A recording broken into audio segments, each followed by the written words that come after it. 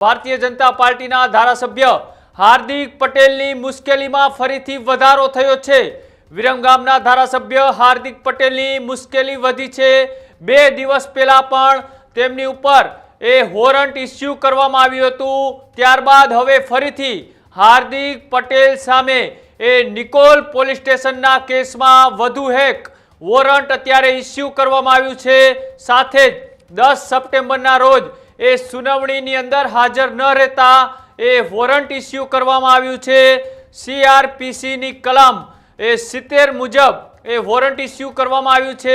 જ્યારે વિધાનસભાનું સત્ર ચાલુ હતું ત્યારે પણ હાર્દિક પટેલની સામે એક વોરંટ ઇસ્યુ થઈ ચૂક્યું છે અને આ બીજી વખત નિકોલ પોલીસ સ્ટેશનની અંદર 2017-18ની અંદર જે પાટીદાર અનામત આંદોલન ચાલુ હતું તેમાં ઉપવાસ સહિત આંદોલનકારીઓ હતા તમામ તેમની સામે જે કેસ કરવામાં આવ્યો હતો તે કેસ સંબંધિત તેઓ કોર્ટમાં હાજર ન રહેતા તેમની સામે હવે વોરંટ ઇસ્યુ કરવામાં આવ્યું છે।